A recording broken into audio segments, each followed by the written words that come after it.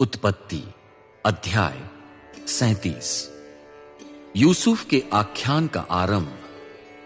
यूसुफ और उसके भाई। याकूब कनान देश में रहते थे, जहां उनके पिता ने प्रवास किया था। ये याकूब के परिवार का वृत्तांत है। यूसुफ 17 वर्ष का था। वो अपने भाइयों के साथ भेड़ बकरी चराता था। वो किशोर था। वो अपने पिता की अन्य स्त्रियों बिल्हा और जिल्पा के पुत्रों के साथ रहता था। वो अपने उन भाइयों की बुरी बातों की खबर अपने पिता के पास लाया करता था। याकूब अपने सब पुत्रों की अपेक्षा यूसुफ से अधिक प्रेम करते थे, क्योंकि वो उनकी वृद्धावस्था का पुत्र था। उन्होंने उसके लिए बाहों वाला एक अंगरखा सिलवा दिया था। जब यूसुफ के भाइयों ने देखा कि उनके पिता सब भाइयों की अपेक्षा यूसुफ से अधिक प्रेम करते हैं, तब वे उससे घृणा करने लगे। वे उससे शांतिपूर्वक बातें भी नहीं करते थे। एक बार यूसुफ ने स्वप्न देखा। जब उसने अपने भाइयों को स्वप्न बताया, तब वे उससे और अधिक घृणा करने लगे। यूसुफ ने उनसे यह कहा, मैंने जो स्वप्न देखा है उसे तुम सुनो। हम सब खेत में पूले बांध रहे हैं। अचानक मेरा पूला उठकर सीधा खड़ा हो गया। तुम्हारे पुलों ने मेरे पूले को चारों ओर से घेर लिया। वे झुककर उसका अभिवादन करने लगे। भाइयों ने यूसुफ से कहा, क्या तू हम पर शासन करेगा? क्या तू निश्चय ही हम पर राज्य करेगा? अतएव वे यूसुफ के स्वप्न और उसकी बातों के कारण उससे अत्यधिक घृणा करने लगे। यूसुफ ने एक और स्वप्न देखा। उसने अपने भाइयों को स्वप्न बताया। यूसुफ ने कहा, देखो, मैंने आज एक और स्वप्न देखा है। सूर्य, चंद्रमा और 11 तारे झुककर मेरा अभिवादन कर रहे हैं। जब उसने अपने पिता और भाइयों को यह स्वप्न बताया, तब उसके पिता ने उसे डांटा और उससे कहा, जो स्वप्न तूने देखा है उसका क्या अर्थ है? क्या सचमुच मैं और तेरी मां तथा तेरे भाई तेरे सम्मुख खड़े होंगे और भूमि की ओर झुककर तेरा अभिवादन करेंगे? यूसुफ के भाई उससे ईर्ष्या करते थे, परंतु उसके पिता ने ये बातें स्मरण रखी। एक समय यूसुफ के भाई अपने पिता की भेड़ बकरी चराने के लिए शकेम नगर को गए। याकूब ने यूसुफ से कहा, तेरे भाई शकेम नगर के मैदान में भेड़ बकरी चरा रहे हैं। आ, मैं तुझे उनके पास भेजूंगा। यूसुफ ने अपने पिता से कहा, मैं तैयार हूं। वो यूसुफ से बोले, जाकर देख कि तेरे भाई एवं भेड़ बकरी सकुशल हैं अथवा नहीं।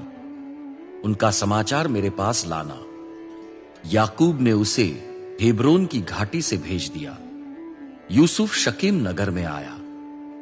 एक मनुष्य ने उसे मैदान में भटकते हुए पाया। उस मनुष्य ने यूसुफ से पूछा, तुम क्या ढूंढ रहे हो? यूसुफ ने उत्तर दिया, मैं अपने भाइयों को ढूंढ रहा हूं। कृपया मुझे बताइए कि वे भेड़ बकरी कहां चरा रहे हैं। मनुष्य ने कहा, वे यहां से चले गए हैं। मैंने उनको ये कहते सुना था, आओ हम दोतान नगर को चले। अतः यूसुफ अपने भाइयों के पीछे चला गया और उसने उन्हें दोतान नगर में पाया। भाइयों ने उसे दूर से देखा। उसके निकट आने के पूर्व ही उन्होंने उसकी हत्या करने का षड्यंत्र रचा। उन्होंने एक दूसरे से कहा, देखो, वो आ रहा है स्वप्न दृष्टा। अब आओ हम उसे मारकर किसी गड्ढे में फेंक दें।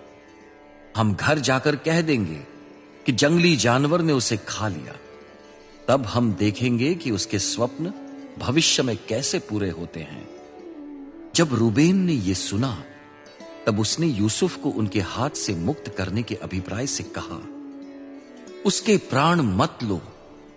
रूबेन ने उनसे आगे कहा, रक्त मत बहाओ, वरन निर्जन प्रदेश के इस गड्ढे में उसे फेंक दो। उस पर हाथ मत उठाना। वो उनके हाथ से यूसुफ को मुक्त कर पिता के पास पहुंचाना चाहता था। जब यूसुफ अपने भाइयों के पास पहुंचा, उन्होंने उसके वस्त्र, उसका बाहों वाला अंगरखा जिसे वो पहने हुए था, उतार लिए। तत्पश्चात उन्होंने उसे पकड़कर गड्ढे में फेंक दिया। गड्ढा सूखा था, उसमें पानी न था। वे रोटी खाने बैठे। जब उन्होंने अपनी आंखें ऊपर उठाई, तब उन्हें यिश्माएलियों का एक कारवां दिखाई दिया जो गिलाद की ओर से आ रहा था। वे अपने ऊंटों पर गोंद, बलसान और गंधरस लादे हुए मिस्र देश जा रहे थे।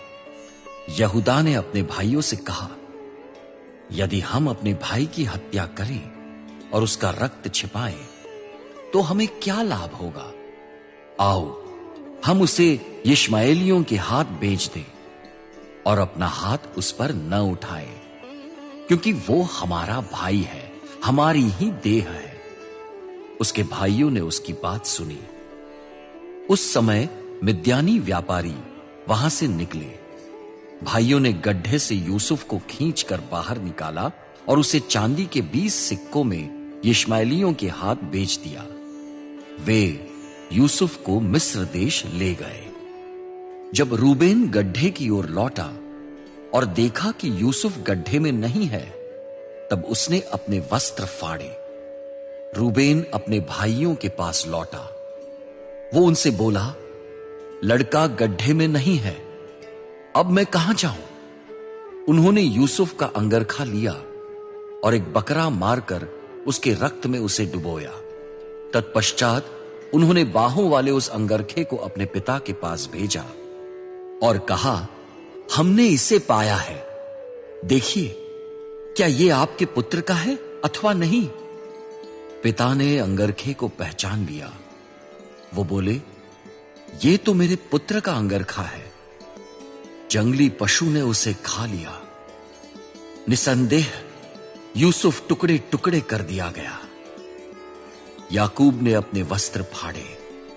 उन्होंने कमर पर टाट का वस्त्र लपेटा और बहुत दिन तक अपने पुत्र के लिए शोक मनाया। उसके पुत्र पुत्रियों ने उन्हें सांत्वना देने का प्रयत्न किया, किंतु उन्होंने सांत्वना स्वीकार नहीं की। वो कहते रहे, नहीं, मैं अपने पुत्र के पास शोक करता हुआ अधोलोक जाऊंगा। इस प्रकार यूसुफ के पिता ने उसके लिए विलाप किया। उधर मिद्यानी व्यापारियों ने यूसुफ को मिस्र देश में राजा फरो के पोटीफर नामक एक पदाधिकारी को बेच दिया। पोटीफर अंगरक्षकों का नायक था।